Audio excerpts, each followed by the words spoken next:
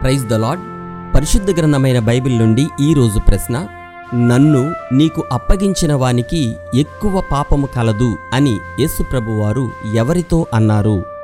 Option A కయపతో, option B ఫరోతో, option C పిలాతుతో, ఆప్షన్ డి హేరోదుతో.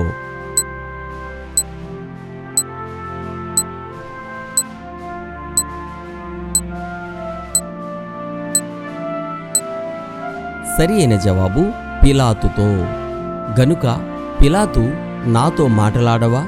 నిన్ను విడుదల చేయుటకు నాకు అధికారము కలదనియు, నిన్ను సిలువవేయుటకు నాకు అధికారము కలదనియు నీవెరగవా అని ఆయనతో అనెను.